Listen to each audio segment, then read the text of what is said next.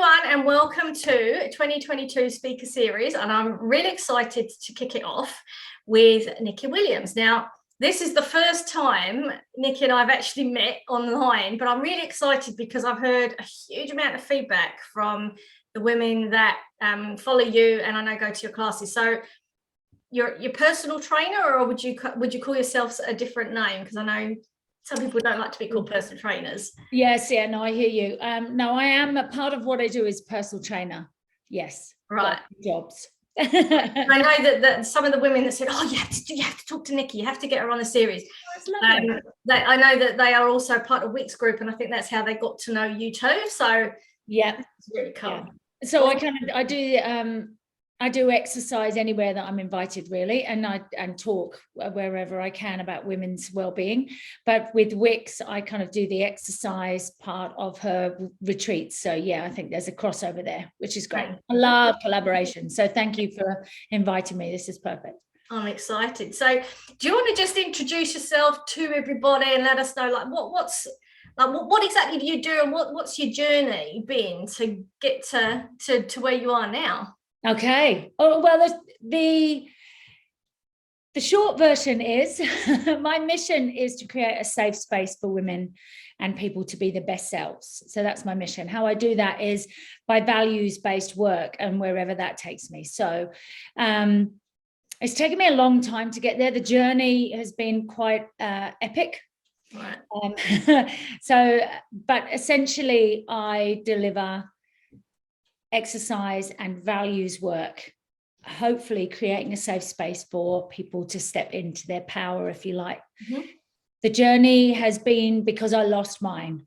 So I had a decade of abuse and a decade of sexual assault and emotional abuse, and also in there was mugging and a sexual attack on the street and things like that really left me in my mid-20s as quite a shell of who I knew I could be. And thankfully I had some support around me, I asked the right people for support and found myself. I'm rebuilding myself bit by bit, and it's still ongoing. As we all know, it's a long journey. Yeah. But I think what I found in the past year with one of one of my networks that I'm part of is that my mission is around creating a safe space. And that really has been in my 50s that I've identified that. It's always been about helping people move and be fitter and healthier and all the rest of it. But I think this safe space is massive.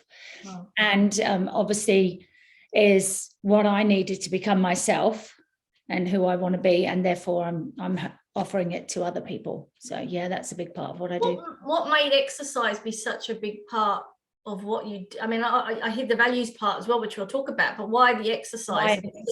Yeah, good point, good question. So I was a ballet dancer first for years, and I became a ballet teacher at the age of 17. I won a scholarship.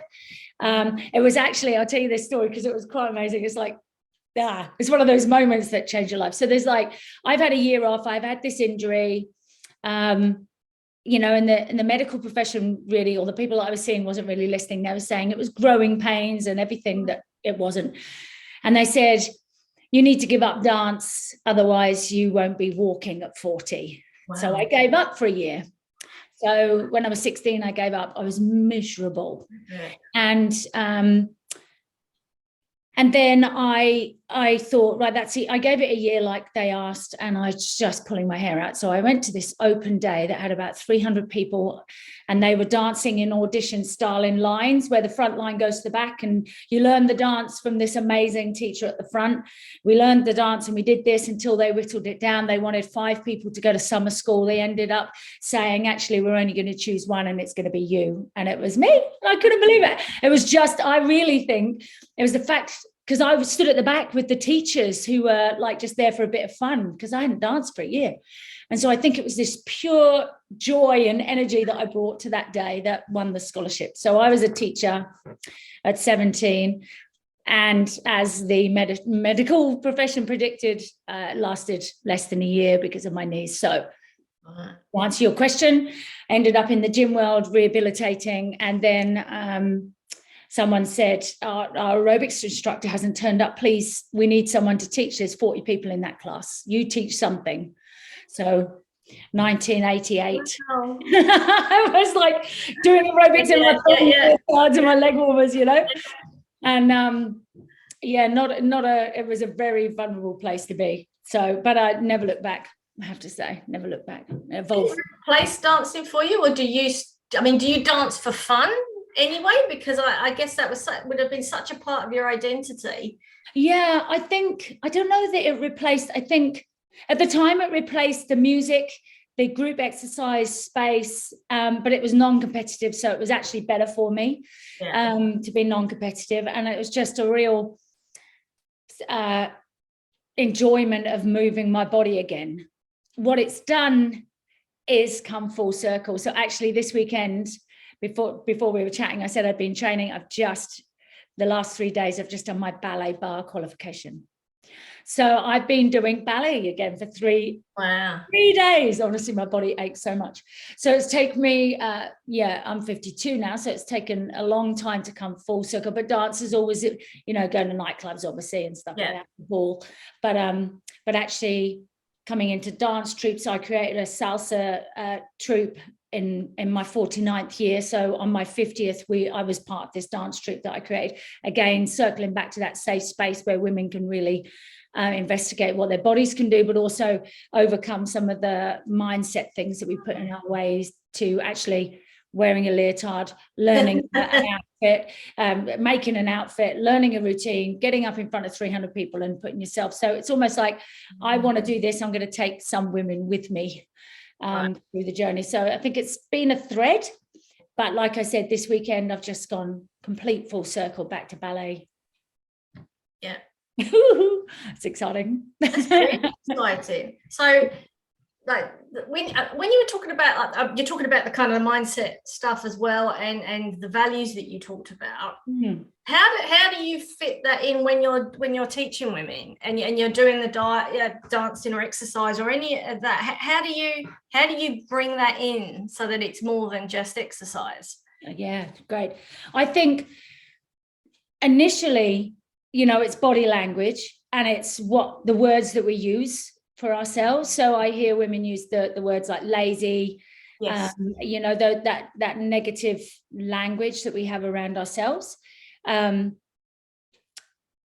so that, first of all, I can hear that, like I don't need to do any work, but to hear and pick up on how the woman feels about themselves in their language. It's easy for them to fill out a pre-screen and tell me what's happening in their body, but actually the way they feel about it is something else. So I feel, and this might be a question for my clients, actually, I feel I'm quite attuned to that. I can see little things about how they hold their body. I think that comes from dance. This idea of seeing where things land in their body. And if I ask them to do the simplest of movement, what that looks like for them and how much time it takes them to have confidence in that movement. For instance, if it's a pelvic tilt, the way they lay down on the floor, even get down on the floor to do a pelvic tilt, will tell me a lot about themselves. And then where they place their feet, their knees. If I say put your feet hip bone distance apart and their feet go this wide, I know what they think about their body. It's really, it's quite a lot to pick up. On saying that, most women will take their feet wider than hip distance apart, but if I say hip distance, it's normally so I think there's that. There's also I have just recently devised a coaching system that's got nothing to do with exercise. This is the other piece, and it's all to do with the values and the why. And then week 5, I'm inviting people to put gym wear on and come and move their bodies, as opposed to going, okay, you haven't exercised for 20 years, let's get your kid on, get in here. It's like freaking out, and often it can be a barrier to people exercising. So I'm saying to them, bring a notepad and pen, come in comfy clothes, you're not moving. And then by week 5, they're like, can I put my trainers on? And it's quite different to awesome. So you just started doing that?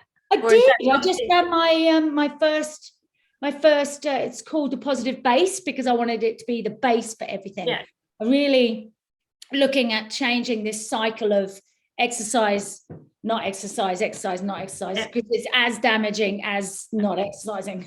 So let's find out why, find out our values, find out why we don't exercise, like identify our barriers. Let's not be scared of what's stopping us moving. What do you think most of the barriers are? What do people say to you? I'm going to generalize here, but I would say number one is our putting ourselves in a position where we feel like we deserve it, or giving ourselves either the time or the money, or people will do something for someone else before they will do it for themselves. Yeah. And I think it's number one. It comes in different guises, but I think it's number one. Yeah. 100%. That's so I'd love the feedback on your circle. Actually, it would be a really interesting thing to find out why. And normally it's that, because people will go, it's time. No, it's not. I'm asking for 3 minutes. What? It's not. It's good, because we do think women are really good at putting everyone else first and saying, and because of that, we then don't have anything left for us, or we feel like feel guilt if we do then decide, actually, this is a non-negotiable, I'm going to do this for me, and that means something else has to kind of be pushed to the side, and then I feel guilty about it.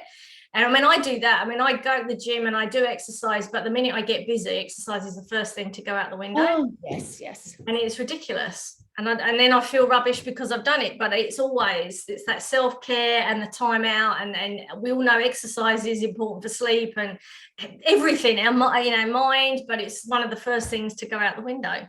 It is. And I think we often talk about prioritizing exercise, and that's really not the key. It's not the stick to beat ourselves up with, it's prioritizing you. And so so I've just done the values with a fellow exercise professional, actually, and she identified that nature is one of her values. And so going for a walk outside, it's the outside that's more important than the type of movement. Yeah. And she really thought that exercise, or whatever, that health would be one of her values, but actually it's the nature. And then there's this other one that has holistic living. So it's identifying those two and finding out how they work to create a exercise plan that suits you, that has longevity. Yeah, because then if it matches with your values, you're more likely to do it, because then it doesn't feel like it's something from the outside that you're bringing in, and it's another thing to do. Exactly. My daughter, she won't mind me, I'm sure she won't mind me sharing, one of her values is family. It's so evident. And actually in contrast, one of my values is relationships, not that family. So I'm just saying here that we're allowed to not have family as a value, even as a mum and as a woman and everything else. So, but my daughter's is family. So she's identified she wants to move her body. She can come with mum to the gym and train while I teach upstairs, or she can walk with her dad, with her dog. And so there is I don't mind how she moves her body, but she's going to go where she's with one of her members of her family every single time. And if we identify that, then it's easier for us to move, or prioritize ourselves, or whatever it is. Yeah. So if you've got kids and family is important to you, it's about finding a way to exercise with your kids, so you don't feel like it's one or the other. Yes, or identifying that for you to be that family person that you want, you need the time on your own, doing what you want to do. Because if you like to dance, you can't take your 3 and 5-year-old with you to a adult ballet class or a Zumba class or whatever. But to identify that you're going to be better back in that family space after you've had that time away, that's also something to acknowledge, because family might lead to different actions. It might be to stay with them. Sunday, walking the family, absolutely great. Thursday night when they're in bed, oh, well, if I can't do it with my family, I'm not doing it. Well, boom, there we are. We've got this issue again, and I think, I don't know how everybody feels, but I was certainly a better mum when I take some time out and come back. Yeah. I've been a military wife, so I've been on my own for months. It's definitely a better mum when I can go. The kids for the creche for an hour. I'm just going to go and move my body and come back. There's no two ways about it, Brilliant. So within that field then, how are you working at the moment? What things are you doing, and where do you work? Okay, so I work from home. I've been full-time in the fitness industry since I was 18, 19, up until 3 years ago when I started working for Exercise New Zealand and the Register of Exercise Professionals. So it's like master builders, if you like, of the exercise industry. And so I work from home, weirdly enough. So, you know, when we went into lockdown, it was like my life didn't change apart from the fact that there were more people in my house that I was trying to work.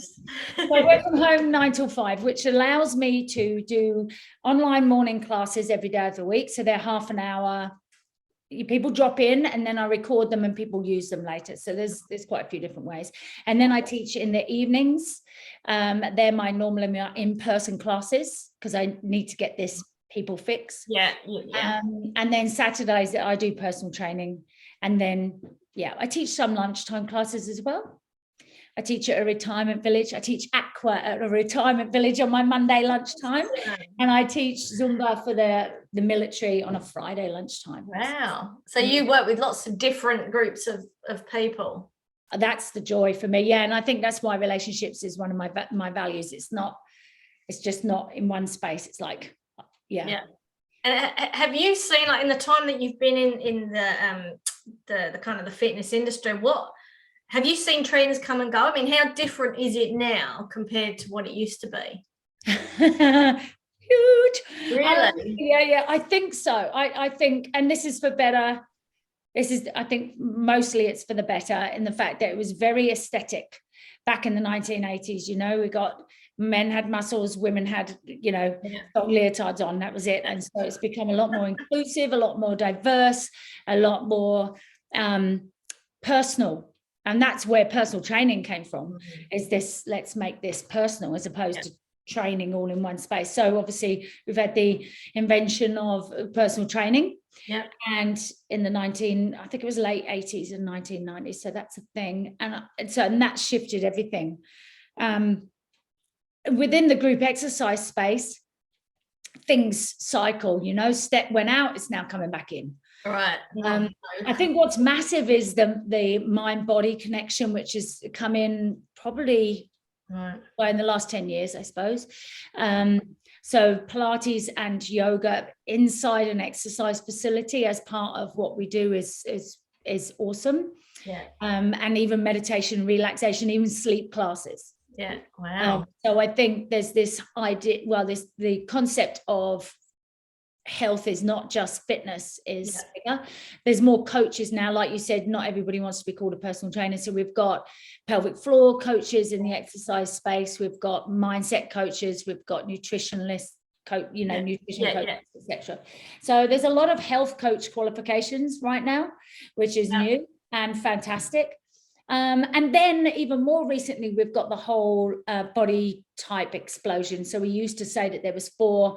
And then if you look at PH360, it's like there's 695 connotations. So it's a lot more, I suppose that's personal, but it's also educated. So we've got more awareness of, you know, how we can support this one individual. Do you think that takes away from real personalized, unique kind of training, though, if people are still, even if there's a choice of lots, so we're still putting people in boxes? No, because I think, especially in PH360, this is not a sales pitch, it's so there are the top level, but then you can be 60% this, 40%, you know, 30% that, and 10% that. So it's like, let's have a look at all of you as opposed to just the one. I think the meso, ecto, endo was a box. And that was a box that squashed people. And then when it didn't work, you were like, oh, you're too complicated for me. Whereas now we're a little bit more, but hopefully we've still got some work to do, but I think we're still moving away from this one size fits all. I think from the consumer's point of view, so from the ladies in this circle, what that means is And what we're seeing is that people might have 3 gym memberships. Right. And so like Wick and I share clients, but also someone goes to F45 and then they come to me on a Saturday morning, and then they go to Reformers Pilates on a Tuesday night or whatever. So they're picking and choosing and creating their own kind of exercise program, or their own health program. Yep. And I think that's what's great about it, is that we can, and again, we're back to that collaboration where, and most of the exercise industry, I'd say, because I'm on the positive side of looking at things, we're all up for collaboration. There's more collaboration than ever. So I've got some of my clients who personally train with me, personally train with someone else. They do strength work with Lisa, they do Pilates and core work with me, and we come together to provide this this service, I suppose. And it's great. Much more client-centered rather than it being about us, I guess, in that sense.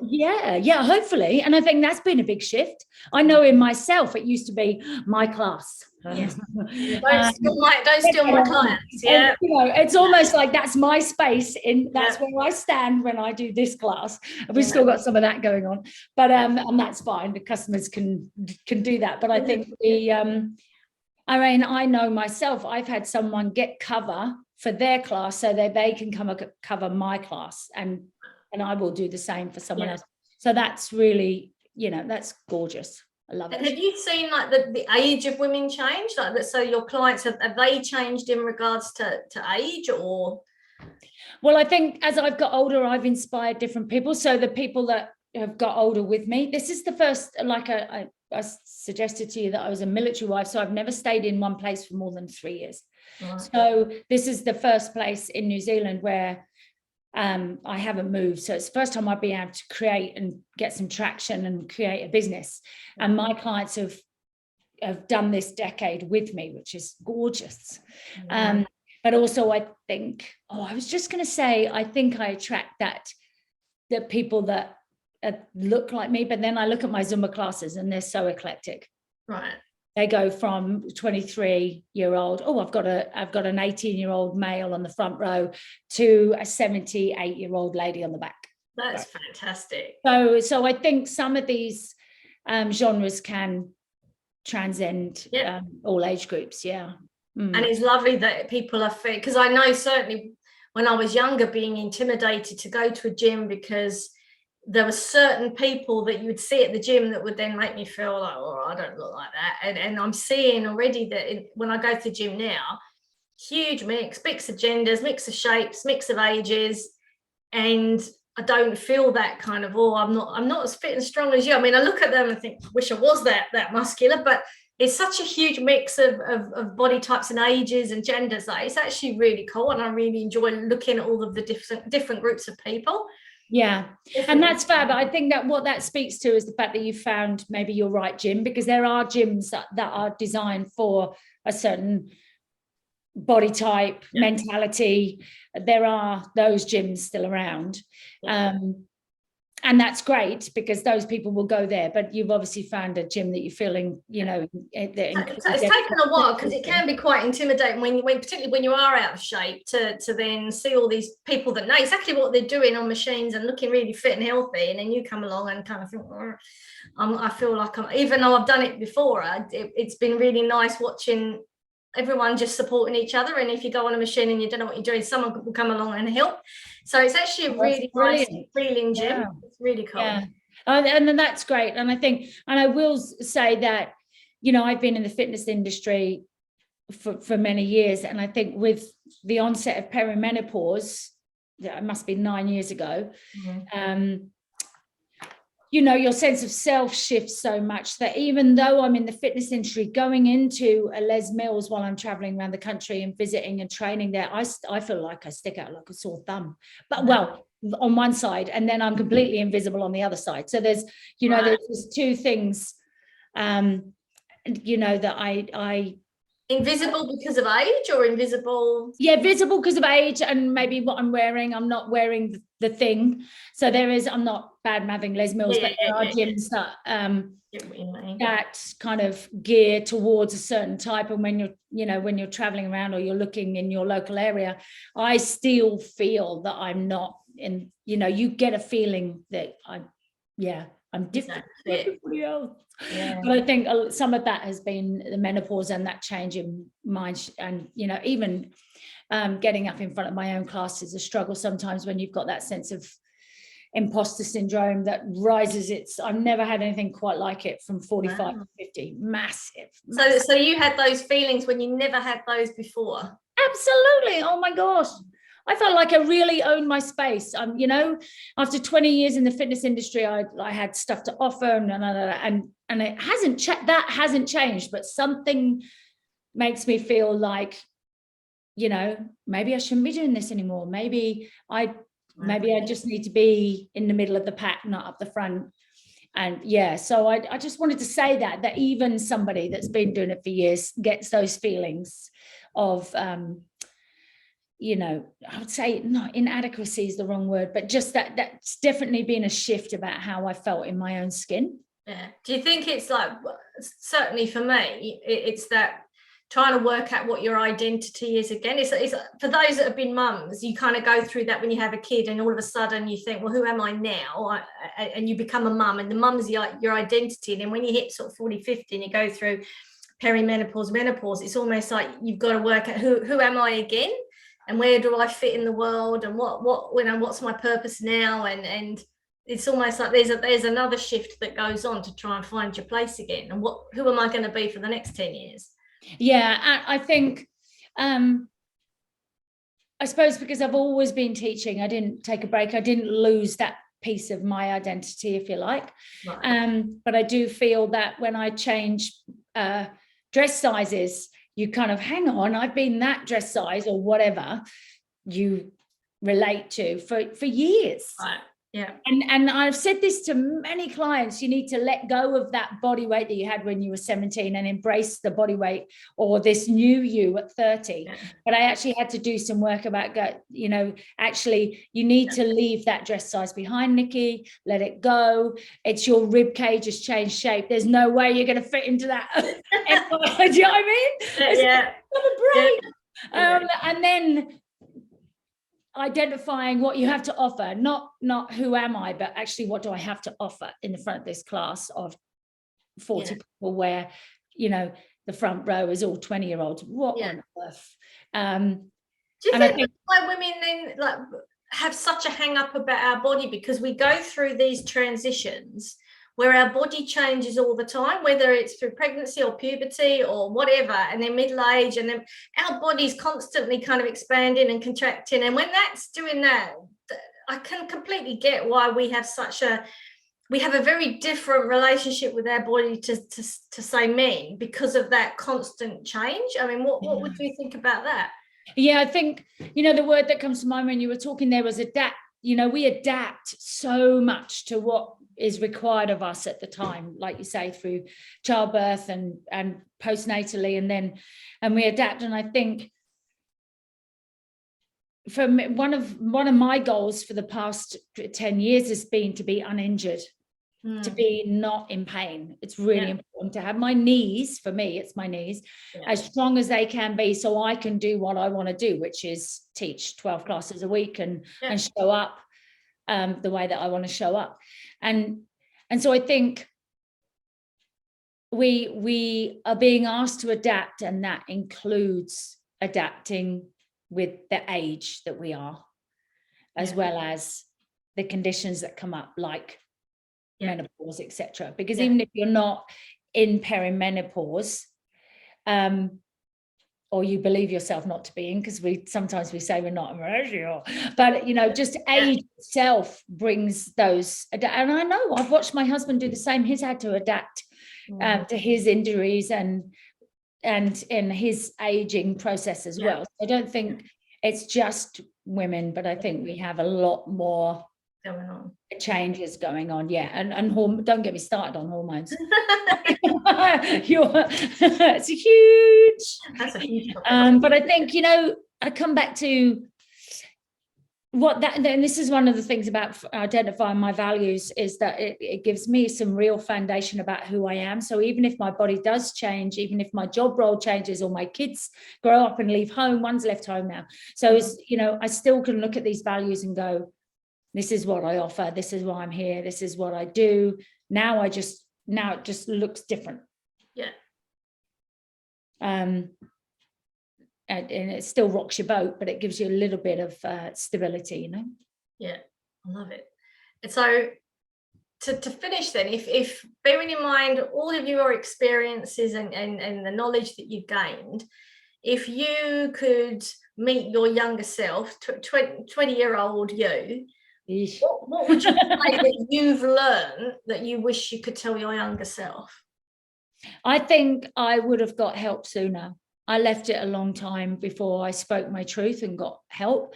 And that was, you know, that's help as in talk therapy, but also help with my mindset and my sense of just my whole body acceptance, just general talk to people, Right. Talk and find out what their experience is. And I think that comes with age. So, you know, even I don't know that my 20-year-old self was listening. I told it to them. You wanted to sort it out yourself, and you felt it was a weakness to get help? No, I actually didn't realize there was so much wrong. Right. Because I don't think you actually acknowledge that you are holding yourself together so tightly. And I think that came from the dance world as well, because there was a real pressure to be a certain shape, a certain height. You know, I used to get, this is way back when teachers were allowed to do it, but I used to get bullied about the length of my neck from my dance teacher. It wasn't long enough. Those kind of things, you know, you don't know that there's any different. That's what ballerinas were doing, and that's how it was. And so I think at 20, I didn't know that there was so much more potential. Right. And I think if I just asked for help, listened to people, listen to their stories, as well as ask them to listen to mine, and get, you know, what comes from telling your story is a whole lot of gold for both people involved when stories are shared. So yeah, I think it would be to talk more and listen more. Yeah. And ask for help. If there, and even now I identify that there's somewhere that I feel like I could be improving, or I'd like to investigate, then reaching out to someone that you trust and that kind of gets you is my go-to. Yeah. And that even fits with people in their 40s or 50s or 30s. Do it now, don't wait. Yeah, just investigate it. Just go. I think one of my friends, Liz Fry, she's a good one to talk to as well. She's fabulous. And she talks about being curious. Just be curious. Go have a look. Yeah. You know, and whether I ever teach a ballet bar class again after my exam class that I've got to do is another thing. But I've been curious. I've looked at it.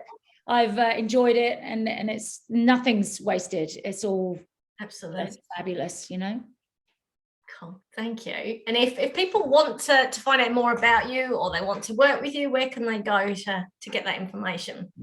So my Facebook group, my public one, is called the Positive Choice Community. So you're welcome to hop onto there. I'm positive_choice on Instagram. And it's just Nikki Williams, Nikki Williams on Facebook, if you want to. And there's a really famous singer. I'm not her. Nikki Williams is a lady with fabulously big hair and an amazing singer, but no, not that. That's you. Oh, fabulous in a different way. Yeah, less hair. Fantastic. Well, what I'll do is I'll put those links in the group, so that if anyone wants to contact you, then they can get those links underneath the video. And if anyone's got any questions, if anything's come up from listening to this and you've got questions, either put the comments down, contact Nikki, and just let her know what those questions are and let her answer them. Yeah, I'd love that, because yeah, I'm still I want to hear people's stories and find out what they're up to, and grow together. It's a great place. Thank you very much for this opportunity to share a little bit about, I've really enjoyed listening to your story and your journey. It's been fascinating. So thank you so much for giving up your time to do this.